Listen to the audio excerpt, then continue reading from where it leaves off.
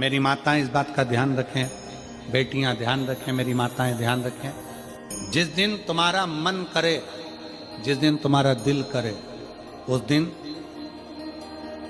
घर में पार्थिव शिवलिंग का निर्माण कर लिया। जिस दिन तुम्हारा दिल कर जाए कि आज मेरा मन है मैं पार्थिव शिवलिंग बनाऊं, गमले में से मट्टी लो, खेत में से मट्टी लो, जहां से मट्टी ले सकते हो।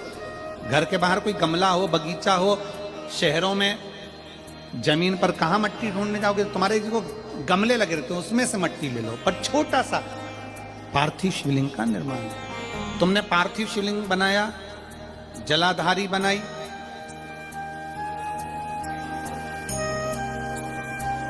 पूजन कर लो जिस दिन तुम्हारा मन करे। कोई तिथि, कोई बार, कोई दिन, कोई समय, कोई घड़ी, कोई पल कुछ मत देखो। तुमने पार्थिव शिवलिंग का निर्माण किया।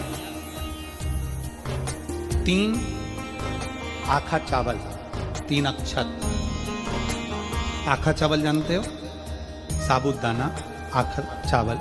3 चावल के दाने, एक गणेश जी की जगह, एक अशोक सुंदरी की जगह, एक षडानंद कार्तिकेय जी की जगह। 3 चावल। 3 दुर्वा, एक गणेश जी की जगह, एक अशोक सुंदरी की जगह, एक षडानंद कार्तिकेय जी की जगह।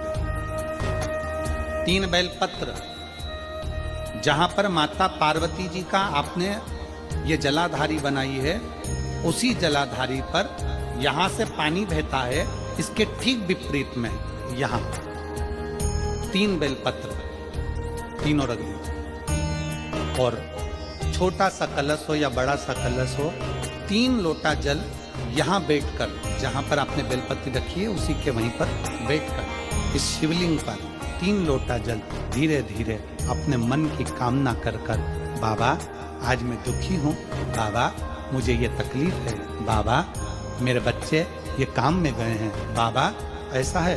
3 लोटा जल बाबा को धीरे धीरे अपने भाव कहकर, फिर तुम्हारे पास में जो पूजन का सामान हो वो चढ़ाकर बाबा की आरती कर कर दिया लगा दो। जब दिया ठंडा हो जाए उस शिवलिंग का विसर्जन कर दो।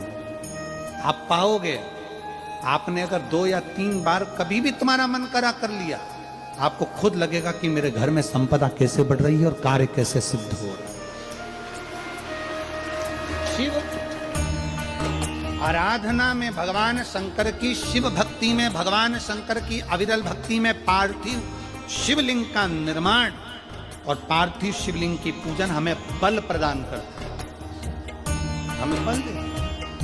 शिव जी ने देखा पार्वती जी को कि पार्वती जी पार्थिव शिवलिंग का निर्माण कर रही, तो शंकर जी ने पूछा, पार्वती तेरी शादी नहीं हो रही थी इसलिए तूने पार्थिव शिवलिंग का पूजन करा, तू चाहती थी मुझसे विवाह करना चाहती थी इसलिए पार्थिव शिवलिंग का पूजन करा, अब क्या चाहती है? अब तो मैं तुझे मिल गया, अब तो मैं तुझे प्राप्त हो गया, अब तुझे क्या चाहिए?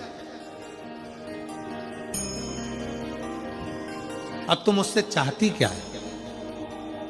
पार्वती जी ने हाथ जोड़कर भोलेनाथ जी से विनय करा, अब मुझे कुछ नहीं चाहिए, बस इतना चाहिए कि मैं कैलाश पर रहूं या शमशान में रहूं, जहां भी रहूं मेरे हृदय में कभी भी दुख ना हो, मैं प्रसन्न होकर अपनी जिंदगी को आपकी सेवा करते करते